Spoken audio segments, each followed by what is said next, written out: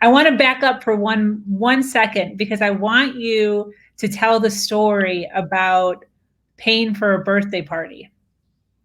So my kid's This is so cool.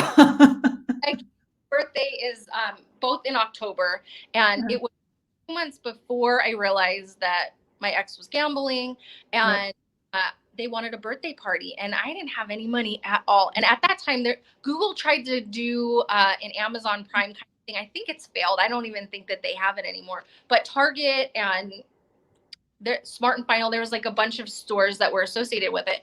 Anyway, they would give these referral codes, and if you took your code and you had somebody else use it, they would send you one coupon for $10 that you can use one coupon per order at a time. And so I hustled everybody that I knew to use this code so that I had a big stack of $10 codes, and I made their entire birthday party with $10 orders at a time for decorations, for food. We had a nacho bar because I could get chips and a block of cheese from this thing, and like salsa. And you know what? Now that I think back on it, he watched me use these codes and hustle to try to make a birthday party. Wow. In one work night, made plenty of money to pay for a birthday party and birthday presents. But yeah, that was my reality, and I'm just like, never again. I love that story so much because I remember being a single mom, 21, 22 years old, same thing, like 32 cents in my bank account. I wasn't dealing with, a partner at that time. I was just poor as a single mom, no child support. And I remember the grief of just feeling so helpless and having no money. And when I hear that story, it just makes me realize that like there's so many different ways of getting what you need if you're resourceful. Absolutely.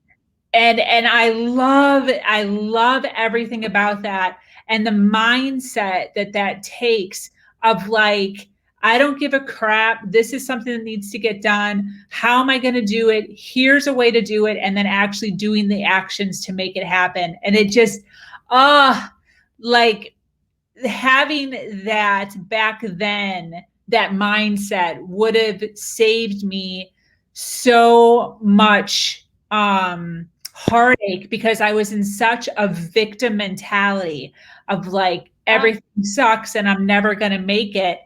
And I just love that, and I hope the right person hears that, because there's ways to do it everywhere. Absolutely, especially nowadays. And you're so right. Like, to have that, you can either have that victim mentality, Yeah. or you can live in gratitude for the things that happen. And sometimes we don't know why things happen the way that they do. Like in that moment where I was having my ex leave, I didn't know why this was happening to me.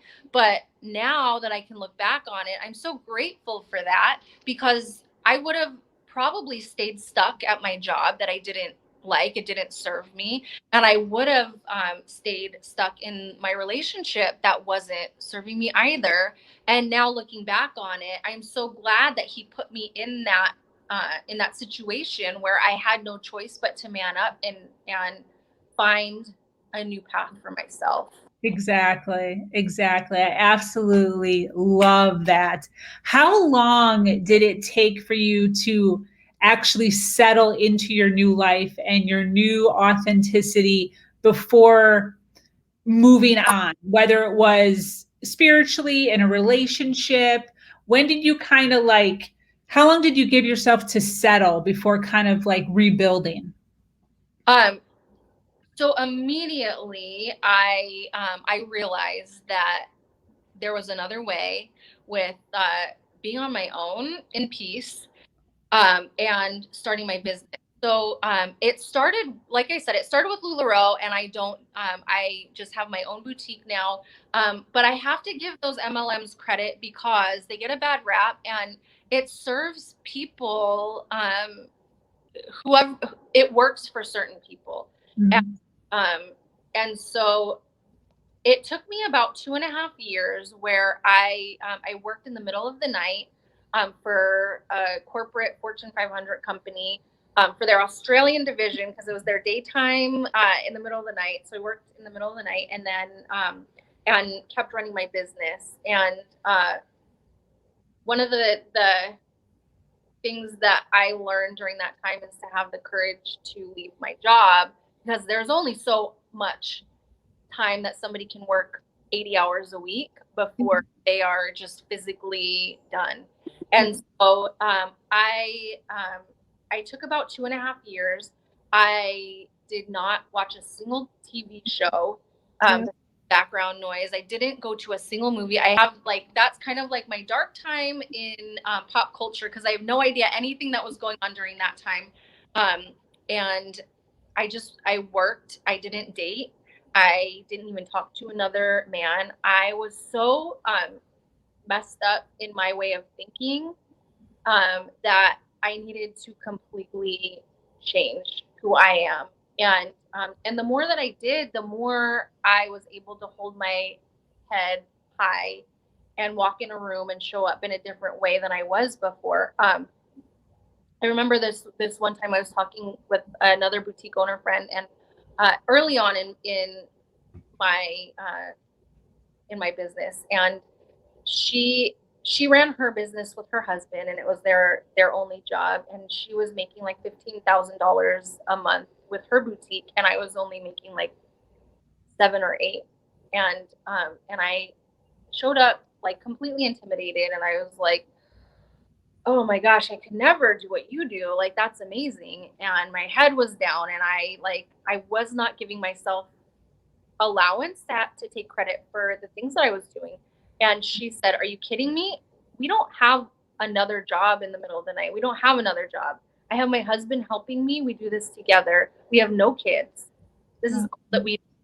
So the fact that you have 2 kids, one of which is a toddler, a breastfeeding toddler, and that you're working in the middle of the night and you're running a boutique and supporting everybody by yourself, like, what's wrong with you? Like, why are you like what your $7,000 or $8,000 trumps what we're doing, she said, and you should feel that. And it was the first time that I gave myself permission to stand in my light and say, like, it's okay for me to feel proud. And I started showing up differently in my business too, on my lives, and holding my head up like I was a proud woman was when things really took off for me, and my business like doubled because I was now showing up as a different person. I'm so proud of you. Oh my God. I'll start crying. I'm so proud of you.